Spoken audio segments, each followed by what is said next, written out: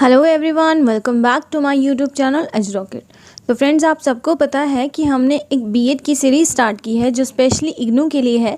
लेकिन आज जो हम ये वीडियो लेकर आए हैं एनसीएफ 2005, ये इग्नू बीएड के लिए तो इम्पॉर्टेंट है ही है, बाकी भी सारे टीचिंग एग्जाम्स में ये आती है। तो फ्रेंड्स, आप इस वीडियो को ज़रूर देखिए। पूरी वीडियो में हम एनसीएफ 2005 से रिलेटेड सारे कॉन्सेप्ट लेकर आए हैं। और अगर आपको वीडियो पसंद आए तो प्लीज़ लाइक, शेयर और हमारे चैनल को सब्सक्राइब करना बिल्कुल ना भूलें। तो आइए आज की वीडियो स्टार्ट करते हैं।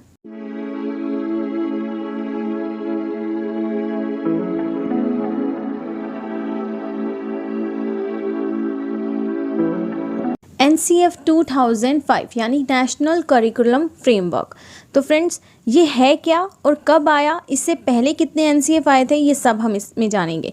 तो इससे पहले देखिए 3 एनसीएफ ऑलरेडी आ चुके थे, 1975, 88, 2000 और अब ये 4th है 2005 में आया था। जो एनसीएफ मतलब नेशनल करिकुलम फ्रेमवर्क। तो ये एक टाइप से आप एक सिलेबस ही समझ सकते हो, उसका एक फ्रेमवर्क डिज़ाइन किया था। किसने डिज़ाइन किया था? ये एनसीईआरटी यानी national council of educational research and training institute ने इसे डिज़ाइन किया था। उसके बाद जो इसके हेड थे वो थे प्रोफेसर यशपाल। तो बेसिकली ये फोकस था 21 ग्रुप पर, 22 लैंग्वेजेस में और 17 स्टेट्स में इसे डेवलप किया गया। ये एक मॉडिफाइड फॉर्म थी एनसीएफ-एसई यानी national curriculum framework school education, जो 2000 में आया था, 2000 में आया था, in the light of report learning without burden. देखिए यशपाल कमेटी का एक और जो 93 में आया था, लर्निंग विदाउट बर्डन, यानी कि बच्चों को सिर्फ जैसे भर भर के वो बैग बुक्स से भर भर के लेकर जाते हैं स्कूल में, तो ऐसा ना हो कि सिर्फ बुकिश नॉलेज दी जाए, तो उससे रिलेटेड भी बुक के टेक्स्ट नॉलेज के अलावा भी उनको बहुत सारी नॉलेज दी जाए। तो कुछ इस टाइप का कॉन्सेप्ट लेकर आए थे, जिसके लिए भी हम एक अलग वीडियो लेकर आएंगे। तो उस पर ये मेन फोकस था। और उसके बाद ये एनसीएफ जो 2005 है, ये इसका मॉडिफाइड एक फॉर्म है। तो इसमें बेसिकली 5 प्रिंसिपल दिए गए हैं, जिसे हम गाइडिंग प्रिंसिपल्स भी बोलते हैं। जिसमें पहला है कनेक्ट करना knowledge to life outside the school.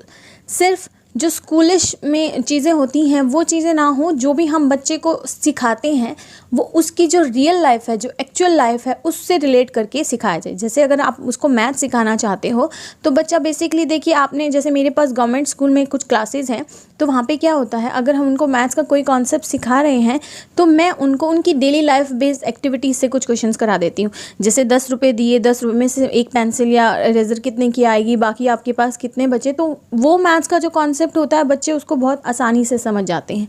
तो ऐसे ही आप भी कोई ना कोई जो क्वेश्चन या कोई भी सब्जेक्ट करा रहे हो उनको उन्हीं की लाइफ से जोड़कर उनको समझाइए।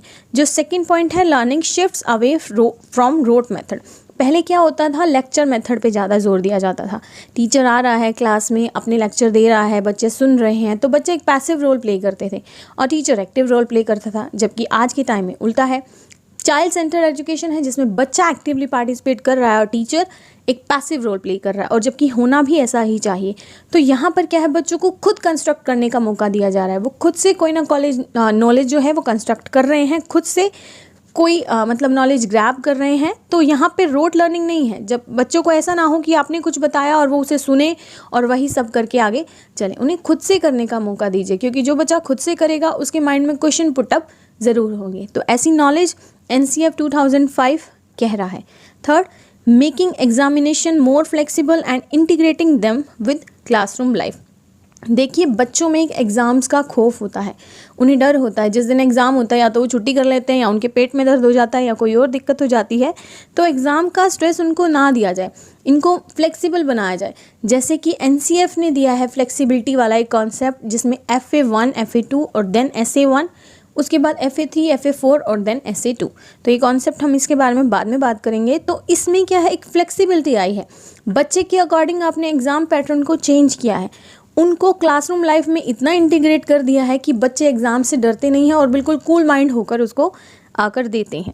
फोर्थ जो पॉइंट है, एनरिच करना the curriculum so that it goes beyond text book. जैसे कि लर्निंग विदाउट बर्डन था, सेम ऐसे ही ये है, करिकुलम को इतना एनरिच किया जाए कि सिर्फ टेक्स्ट बुक की ही बातें ना की जाएं, बाकी और करिकुलर एक्टिविटीज़ भी हैं, जो को करिकुलर एक्टिविटीज़ भी होती हैं, उनसे भी बच्चे को जोड़ा जाए। नेक्स्ट, फिफ्थ है nurturing and overriding identity informed by caring concerns within the democratic polity of the country.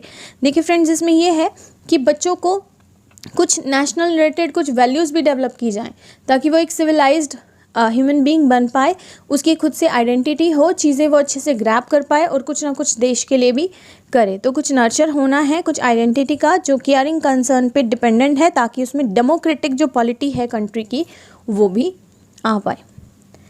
देखिए NCF 2005 क्या है, कंस्ट्रक्टिविस्ट अप्रोच पर बेस्ड है। कंस्ट्रक्टिविस्ट अप्रोच का मतलब क्या है, संरचनावादी, जिसमें बच्चे खुद से कोई ना कोई नॉलेज कंस्ट्रक्ट करते हैं, खुद से करके देखते हैं। इसमें टीचर एक फैसिलिटेटर का रोल प्ले करता है, यानी सिर्फ वो बच्चों को फैसिलिटेट करता है, सुविधा प्रोवाइड करता है, करेंगे बच्चे खुद से खुद ही। नेक्स्ट पॉइंट है provides the guidelines to design teaching practice syllabi and textbook. देखिए हमने शुरू में बताया कि NCF आप कह सकते हो एक टाइप से फ्रेमवर्क है किस चीज़ का, सिलेबस का, जिसमें सिलेबस भी है, क्या क्या एक्टिविटीज़ हैं, टेक्स्ट बुक्स है, ये सब डिज़ाइन करते हैं। तो उसके लिए एक पर्टिकुलर गाइडलाइंस जो हैं वो हमें NCF प्रोवाइड कर रहा है बेस्ड ऑन कॉम्प्रिहेंडिंग। पहले क्या है, बच्चों को रोट लर्निंग में ज़्यादा मतलब जोर दिया जाता था, लेकिन अब NCF 2005 ने ये कहा है कि बच्चों को रोट लर्निंग ना करा के उनकी कॉम्प्रिहेंडिंग, उनकी अंडरस्टैंडिंग यानी उनकी समझ को डेवलप किया जाए। देखिए फ्रेंड्स, जो NCF 2005 है उसके जो पहली लाइन है वो टैगोर का एक ऐसे है, सिविलाइजेशन एंड प्रोग्रेस, उससे स्टार्ट किया जाता है। सिविलाइजेशन का मतलब एक सभ्यता और प्रोग्रेस का मतलब एक प्रगति, जहाँ पे ये दो टर्म से रिलेटेड है, दो की एलिमेंट्स होते हैं उसमें बच्चे के बचपन से रिलेटेड। पहला है क्रिएटिव स्पिरिट, दूसरा है जनरस जॉय। बच्चों को ऐसे मौके दिए जाएं कि वो खुद से नॉलेज कंस्ट्रक्ट करें, कुछ ना कुछ क्रिएटिव आइटम्स करते रहें, क्रिएटिव वर्क करते रहें। सेकंड, उनमें कुछ भी जो नया सिखाया जाए एक जॉय के साथ, एक हैप्पीनेस के साथ उनमें वो चीज़ डेवलप की जाए। तो ये NCF 2005 का बेसिक जो है टर्म वो स्टार्टिंग में ये दी हुई है। देखिए NCF 2005 कहता है कि बच्चों को में ऐसे कुछ सेंस डेवलप किए जाएं ताकि वो सेल्फ रिलायंस हो, खुद पे ही निर्भर रहें, उनको किसी और पे डिपेंडेंसी होने की नीड ही ना पड़े। और डिग्निटी का मतलब ये है कि काम नेचर हो, लेकिन कोई भी बिहेव करे उसमें सीरियस होकर, उसको ऐसे ही ना लिया जाए लीनियंट वे में कि बच्चा किसी भी काम को करने में सीरियस नहीं है। तो नेचर काम होना चाहिए, ऐसे शोर शराबे से कोई चीज़ ना करे, लेकिन जिस काम को कर रहा है उसमें बिल्कुल एकाग्रचित होकर उस काम को करे पूरे कॉन्शियसनेस से। नेक्स्ट क्या है, डेवलप करता है CCE यानी चाइल्ड सेंटर्ड एजुकेशन। NCF जो है चाइल्ड सेंटर्ड एजुकेशन पर बेस्ड है, जिसमें बच्चे को ही मेन माना जाता है, बच्चे के इर्द गिर्द ही पूरा सिलेबस घूम रहा है। अगर कोई भी बच्चा फेल हो रहा है या कोई भी बच्चा अच्छे से चीज़ नहीं ग्रैब कर पा रहा है तो इसमें फॉल्ट टीचर का और स्कूल का हो सकता है, लेकिन बच्चे का नहीं है। तो इसलिए आप अपनी मेथडोलॉजी, अपनी पैडागोजी को चेंज कीजिए और ऐसी अपनाइए जिसमें बच्चा आसानी से चीज़ों को समझ पाए, उनको अप्लाई कर पाए, और लर्निंग बाय डूइंग पे ज़्यादा फोकस कराइए। नेक्स्ट है feeling of oneness, democracy and unity. जैसे कि आप सबको पता है कि इंडिया एक डाइवर्स कल्चर से बिलोंग करता है, काफ़ी अलग अलग संस्कृति के, अलग अलग रिलीजन के, अलग अलग कास्ट क्रीड सबसे यहाँ पे लोग जो हैं, लर्नर जो हैं वो बिलोंग करते हैं। तो ऐसी फीलिंग लाइए कि वो वननेस हो, डाइवर्सिटी में भी यूनिटी हो, डेमोक्रेटिक हो, लोकतंत्र से रिलेटेड हो और आपस में यूनिटी का भाव रखते हो। नेक्स्ट है लर्निंग एंड नॉलेज। तो NCF 2005 लर्निंग एंड नॉलेज के बारे में क्या कहता है, वो कहता है कि लर्निंग एक इंजॉयबल एक्टिविटी है। आप लर्निंग को एक बर्डन के तरीके से बच्चों को मत समझाइए, उनको प्ले वे मेथड से कुछ ना कुछ कराइए और कुछ नया ग्रैब करवाइए। एक फ्लेक्सिबल करिकुलम बनाइए जो बच्चे के अकॉर्डिंग, मतलब एक ऐसा लचीलापन हो जो बच्चे के अकॉर्डिंग चेंज हो जाए। तो बच्चा उसके अकॉर्डिंग नहीं ढलना चाहिए, जबकि करिकुलम को बच्चे के अकॉर्डिंग ढाल देना चाहिए।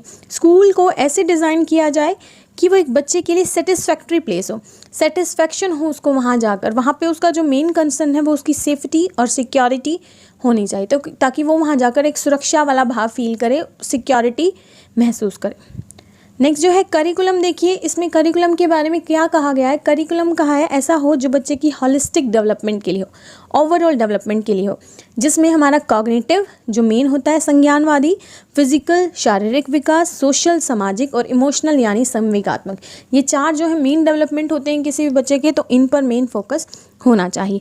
उसके बाद इंक्लूसिव एजुकेशन पर मेन जोर दिया गया है कि हर बच्चा डाइवर्सिटी के होने के बावजूद भी सबको समान शिक्षा मिले, किसी में भेदभाव ना किए जाए, ना लड़का लड़की का हो, ना जाति का हो, ना कोई धर्म का हो, लिंग का हो, कुछ भी ना हो, तो डाइवर्सिटी होने के बाद भी इंक्लूजन जो है, समग्र शिक्षा मतलब हर किसी के लिए सेम शिक्षा होनी चाहिए।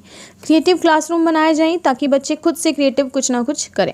बच्चों को एक्टिवली पार्टिसिपेट करने का मौका दिया जाए, उनमें प्रॉब्लम सॉल्विंग अप्रोच को डेवलप किया जाए, एंगेज किया जाए बच्चे को किसी ना किसी काम में, ताकि जो है वो हर काम को डीप नॉलेज के साथ और उसको लॉन्गर रिटेंशन तक, काफ़ी टाइम तक उसकी वो मेमोरी में वो चीज़ रिटेंट करे। इंटरेक्शन देखिए एक मोस्ट इफेक्टिव टूल होता है लर्निंग का। तो लर्निंग करने के लिए इंटरेक्शन जो एक टूल है, इंटरेक्टिव जो है मतलब एक टूल होना चाहिए ताकि बच्चे आपस में इंटरेक्ट करें। अगर यहाँ पर एक बच्चे को कम नॉलेज और दूसरे को ज़्यादा भी है तो वो आपस में इस तरह से कम्युनिकेट करें, इस तरह से इंटरेक्ट करें कि नॉलेज एक दूसरे को बांटी जा सके।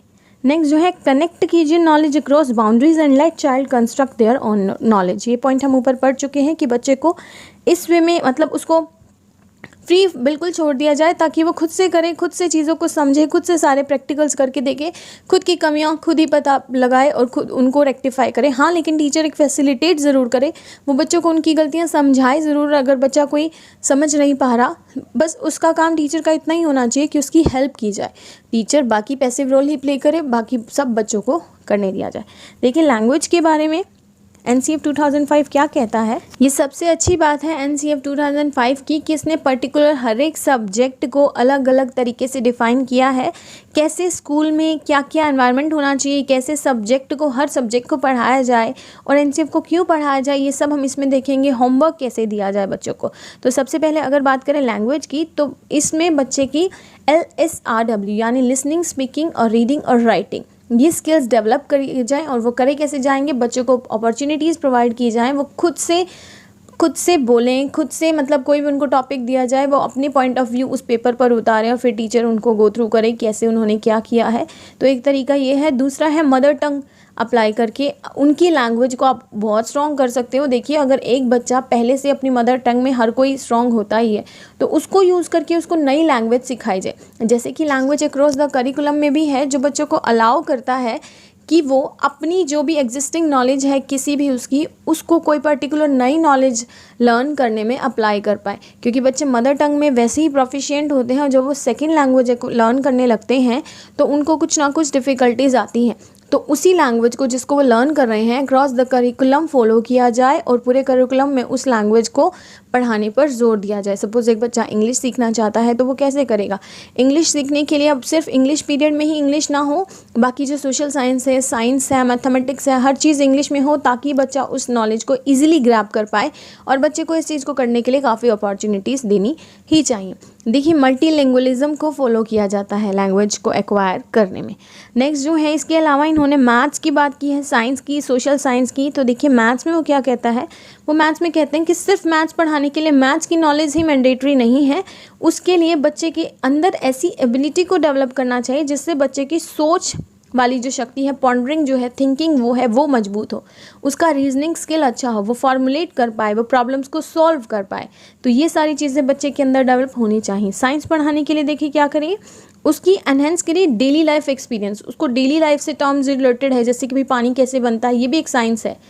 उसके बाद उसके काफ़ी सारी चीज़ें, भाई कैसे एग्जिस्टेंस हो रही है सॉलिड, लिक्विड, गैसेस की, तो ये सब आप उसको आसपास की चीज़ों से रिलेट करके साइंस समझा सकते हो। उनका लेकिन जो आप साइंस पढ़ा रहे हो वो बच्चे की कॉग्निटिव रीच तक होना चाहिए, उनके संज्ञान लेवल से अकॉर्डिंग होना चाहिए। ये नहीं आप बच्चा है छोटी क्लासेस में उसको स्क्वायर, क्यूब ये सब समझा रहे हो, तो एक एज से रिलेटेड भी होना चाहिए और कॉग्निटिव रीच तक भी होना चाहिए। थर्ड जो पॉइंट है, एंगेज करें लर्नर्स को acquiring methods that will nurture their curiosity. तो देखिए बच्चे बहुत ही क्यूरियस होते हैं, कुछ ना कुछ नया जानने में जिज्ञासु होते हैं वो बहुत। तो बच्चों को ऐसे कामों में एंगेज कीजिए कि वो कुछ ना कुछ नया है एक्वायर करें, और ताकि उनकी क्यूरियोसिटी जो है वो और भी ज़्यादा नर्चर हो।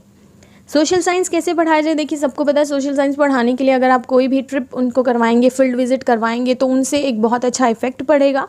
और उनकी जो कॉन्सेप्चुअल अंडरस्टैंडिंग है, मतलब कॉन्सेप्ट पे बेस्ड हो, रूट लर्निंग ना हो, SST को रटवाने पे ज़्यादा जोर दिया जा रहा है, उसकी डेट्स, उसके इवेंट्स, उसका टाइम, प्लेस, ये सब कुछ। तो एक कहानी की तरह बताइए, कॉन्सेप्ट की अंडरस्टैंडिंग दीजिए, उसको इतना मतलब एबल कीजिए कि वो इंडिपेंडेंटली सोच पाए और जो भी इश्यूज़ थे सोशल उनको क्रिटिकली रिफ्लेक्ट कर पाए, उन पर चिंतन कर पाए, और उसको जो पास्ट है उसकी समझ दीजिए ताकि वो उससे अपना फ्यूचर जो है शेप अप कर पाए।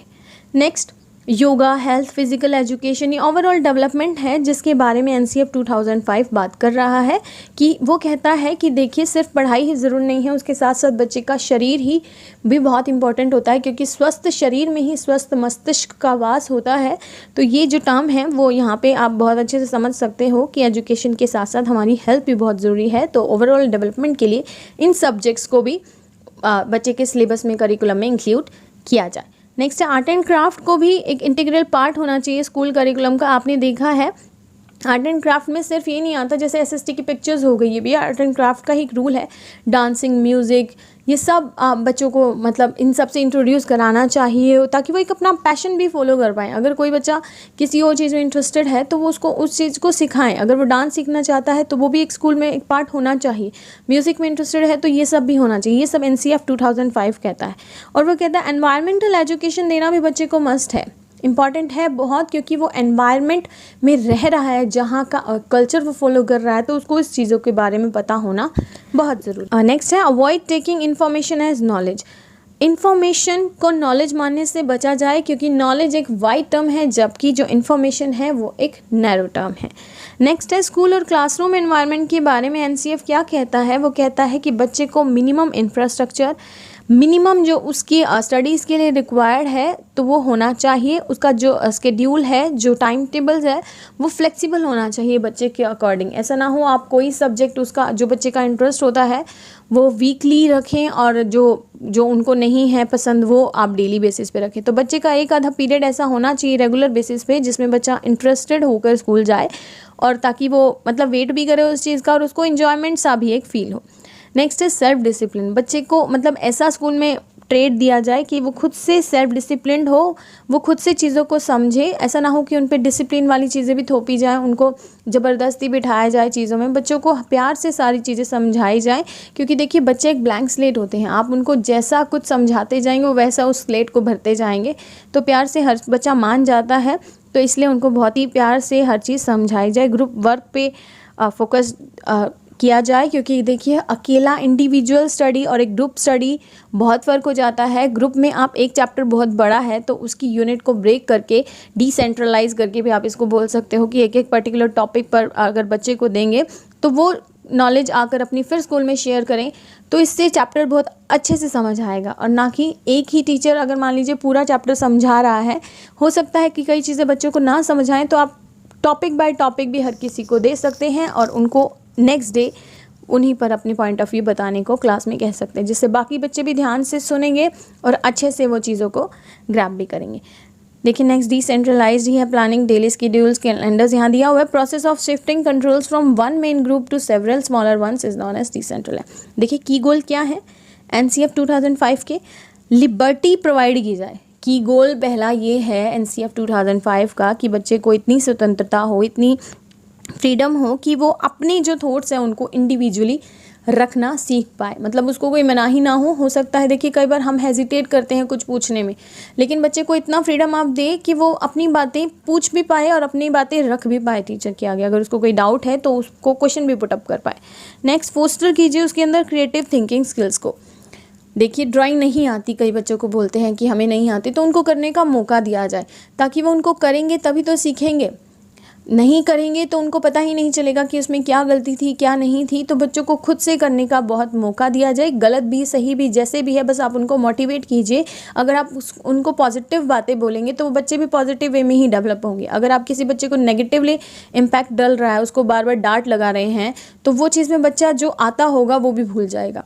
तो बच्चे को बहुत ही पेशेंटली इन चीज़ों में डील करना चाहिए और बच्चे जैसे भी हैं उनको एक्सेप्ट कीजिए। देखिए जैसे एक मदर होती है बच्चे की पहली टीचर, तो वो क्या करती है, उसका बच्चा चाहे जैसा भी हो, काला हो, गोरा हो, मोटा हो, पतला, उसको कोई फ़र्क नहीं पड़ता, बस उसका बच्चा उसके लिए ऐसा है कि वो उसको 100% एक्सेप्ट कर रही है। तो उसके बाद टीचर ही आती है, तो टीचर को भी अपने हर बच्चे को चाहे वो कैसा भी हो उसको एक्सेप्ट करना चाहिए, तभी आप उनको अच्छे से उनमें नॉलेज इनकलकेट कर सकते हैं। नेक्स्ट है प्रमोट कीजिए क्वालिटी टीचिंग लर्निंग प्रोसेस। देखिए एक टीचर जो है क्लास में जाने से पहले इतना वेल सफिशिएंट हो कि भाई जो टॉपिक वो पढ़ाने जा रहा है वो उसको अच्छे से आता हो। तो बच्चे को एक क्वालिटी टीचिंग जो है प्रोवाइड करनी चाहिए, चाहे थोड़ा पढ़ाएं लेकिन ऐसा पढ़ाएं कि वो बच्चा कभी भूल ना पाए। नेक्स्ट है डेवलपमेंट ऑफ PCSE एस्पेक्ट्स। तो मैंने जैसे बताया था 4 जो इनके डेवलपमेंट्स होते हैं, फिजिकल, कॉग्निटिव, सोशल और इमोशनल। तो ये जो एस्पेक्ट्स हैं चारों, ये बच्चे के विकास के लिए, उसकी डेवलपमेंट के लिए बहुत ज़रूरी हैं। तो इनकी डेवलपमेंट में जो है NCF 2005 बोलता है कि भाई ये चीज़ें बहुत ज़रूरी हैं, तो इनको अच्छे से डेवलप किया जाए, और फोकस करता है लर्निंग विदाउट बर्डन पर। जो लास्ट पॉइंट है उसमें ये है कि एज अप्रोप्रिएट कॉन्सेप्ट होना चाहिए। देखिए हमने आपको बताया भी है कि जो भी हम कॉन्सेप्ट पढ़ाएं बच्चे की समझ के अकॉर्डिंग पढ़ाया जाए। ऐसे ना हो कि फर्स्ट क्लास का बच्चा जो एडिशन सीखने के लेवल पर है और आप उसको मल्टीप्लिकेशन के कॉन्सेप्ट समझा रहे हो, तो बच्चे का देखिए पढ़ने में भी मन नहीं लगेगा। तो इसलिए उसको लेवल वाइज, एज वाइज ही शिक्षा दी जाए। NCF 2005 को पढ़ाना क्यों चाहिए, वो आया क्यों है, आप ये देखिए जो प्रेजेंट स्कूल ऑफ एजुकेशन था उसमें बहुत ही काफ़ी सारे इल्स थे, काफ़ी सारी दिक्कतें थी। तो इसको रिमूव करने के लिए NCF 2005 को लेकर आए थे। एग्ज़ाम्स में या सिलेबस में, करिकुलम में इनफ्लेक्सिबिलिटी थी, लचीलापन नहीं था, बहुत ही स्ट्रिक्ट चीज़ें होती थी। अगर ये पीरियड है तो यही रहेगा, चेंज नहीं होगा, बच्चा बाहर नहीं जा, मतलब बहुत सारी ऐसी चीज़ें थी जो दिक्कतें ही थी। तो एक फ्लेक्सिबिलिटी लेकर आया NCF। उसके बाद डिस्करेजमेंट होता था क्रिएटिव थिंकिंग पर। क्लास में शोर नहीं होना चाहिए। पहले आपने देखा भी होगा कई स्कूलों में तो ऐसे प्रिंसिपल पूरा एक स्टिक के साथ राउंड लेता है ताकि किसी क्लास में कोई शोर ना हो, चीज़ें ना हो। जबकि एक शोरगुल नहीं, अगर बच्चे डिस्कस कर रहे हैं, आपस में बातचीत कर रहे हैं, तो कुछ ना कुछ नया सीख रहे हैं। तो ये भी एक सीखने का तरीका है। और एक क्लास में देखिए बिल्कुल साइलेंट तो तब हो जब टीचर कुछ अच्छा बता रहा है, टीचर कोई लेक्चर दे रहा है, लेकिन वैसे बच्चों को खुद से करने का अपॉर्चुनिटी दें, उनको खुद से करने का मौका दें, ताकि एक क्लास में उनके माइंड में भी क्रिएटिव थिंकिंग आए, वो अपने पॉइंट ऑफ व्यू भी, एक नए नए विचार जो हैं टीचर के सामने रख पाए। Neglecting whole personality of child, सिर्फ पढ़ने पर ही जोर दिया जाता था, उनके फिजिकल, कॉग्निटिव, इमोशनल, सोशल, इन डेवलपमेंट्स पर ज़्यादा फोकस नहीं किया जाता था। जबकि आज जो है करिकुलर और को करिकुलर एक्टिविटीज़ दोनों ही स्कूल में कराई जा रही हैं, स्कॉलस्टिक और को स्कॉलस्टिक्स आप ये भी बोल सकते हो। तो जिसमें सिर्फ स्कूली किताबें ना होकर बाहर रिलेटेड बहुत सारी एक्टिविटीज़ हैं, उनको फॉलो किया जाता है। तो बच्चे की एक अब होल पर्सनालिटी पर को नेग्लेक्ट ना करके उसको मेन फोकस दिया जा रहा है। देखिए पहले क्या होता था, टीचर बेस्ड करिकुलम था, वही लेक्चर मेथड। तो अब क्या है, CC यानी चाइल्ड सेंटर्ड एजुकेशन है। बच्चे को देखकर, बच्चे को ध्यान में रखकर करिकुलम डिज़ाइन किया जाता है और उसी के हिसाब से उनको एजुकेशन प्रोवाइड की जाती है। नेक्स्ट, रोट लर्निंग होती थी पहले, लेकिन अब ऐसा नहीं है। बच्चे की कॉम्प्रिहेंडिंग, अंडरस्टैंडिंग को डेवलप किया गया है। एग्ज़ाम्स एक हर्डल रेस मानी जाती थी, वही इनफ्लेक्सिबिलिटी। तो अब उसको मतलब एक बाधा ना मानकर लाइट फेंस आप बोल सकते हो कि भाई जो हल्की हल्की फेंसेस लगी होती हैं जैसे किसी खेत के चारों तरफ, तो जिसमें आपको जंप करके जाना पड़ता है। तो इसी तरह से बच्चे को पहले एग्जाम का पैटर्न लगता था, एक तरह से हर्डल रेस होती थी। अब जैसे इन्होंने पैटर्न बांट दिए हैं, FA1, FA2, फिर SA1, तो ये चीज़ें जो हैं वो एक हर्डल नहीं है। तो अब बच्चा इसको इजीली क्रॉस कर जाता है और NCF 2005 हमें यही कहता है। देखिए होमवर्क के बारे में NCF 2005 का एक क्या ख्याल है। फर्स्ट और सेकंड क्लास वाले को बिल्कुल होमवर्क नहीं देना चाहिए। 3rd to 5th को इतना दें कि सिर्फ वीक में 2 घंटे ही हों। 6th to 9th 1 घंटा per day, 1 hour per day. और जबकि 10th to 12th को 2 hour पर डे का होमवर्क देना चाहिए। देखिए ये हो चुका है, avoid taking as information as knowledge. अब देखिए सिस्टमैटिक रिफॉर्म्स, क्या सिस्टमैटिक रिफॉर्म्स हुए, इसके सुधार क्या क्या हुए हैं देखते हैं। Integration of theory and practice, पहले सिर्फ चीज़ें बताई जाती थी, अब उनको प्रैक्टिकली करके दिखाया जाता है। तो थ्योरी और प्रैक्टिकल का इंटीग्रेशन होना क्लास में एक सुधार है। टीचर एक फैसिलिटेटर ऑफ नॉलेज है, टीचर सुविधाजनक करता है, वो बच्चों को सुविधाएं प्रदान करता है, बच्चों को खुद से करने का बहुत मौका देता है, अपॉर्चुनिटीज़ प्रोवाइड करता है, जबकि पहले ऐसा नहीं होता था। एक लर्नर जो है नॉलेज कंस्ट्रक्शन, तो ये अपॉर्चुनिटी उसको दी जाती है ताकि वो, देखिए कोई इंसान जब खुद से करके देखता है तभी उसको कोई ना कोई नॉलेज मतलब मिलती है और तभी चीज़ें अच्छे से समझ भी आती है। अगर आप करेंगे नहीं, सिर्फ दूसरों के सुनकर ही किसी चीज़ को मानेंगे, तो वो आप एक अच्छी शिक्षा ग्रहण नहीं कर रहे हैं। आप खुद से करके देखिए, learning by doing, learning by self doing, जिससे आपको चीज़ें अच्छी तरह आएंगी और काफ़ी लॉन्ग टाइम तक रिटेंशन भी उनका होगा। नेक्स्ट जो है इंक्लूसिव एजुकेशन पर मेन फोकस दिया गया, जो हमने पहले डिफाइन कर बात कर ली है। क्वालिटी एजुकेशन मिली है, फ्लेक्सिबिलिटी आई है एग्जाम्स में। देखिए एग्जाम्स को देखते हैं पहले। FA1 का 10%, FA2 का 10%, SA1 का 30%, यानी 50% फर्स्ट टर्म, और सेम ऐसे FA3, FA4 और फिर SA1 यानी समेटिव असेसमेंट, और FA क्या है, फॉर्मेटिव असेसमेंट। इनका भी 10-10, 30% ऐड हुआ।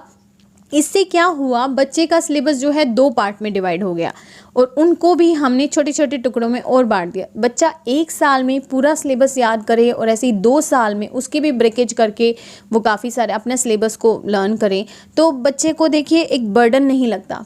पूरे साल की एक ही किताब एक बार याद करना और उसी किताब को थोड़े थोड़े भागों में तोड़ कर फिर लर्न करना और उसके एग्ज़ाम देना, ये एक बहुत ही फ्लेक्सिबिलिटी वाला कॉन्सेप्ट ही है। नेक्स्ट क्या है, remedial of own weaknesses and develop new capabilities. तो देखिए एनसीएफ 2005 के बाद बच्चे में एक ऐसी कैपेबिलिटीज़ आई हैं जिससे वो अपनी वीकनेसेस को खुद समझ सकते हैं, उसको रेमेडियल कुछ अप्रोचेज अप्लाई कर सकते हैं और टीचर भी हेल्प कर सकता है और उनमें कुछ नई नई कैपेबिलिटीज़ डेवलप हो जाती हैं।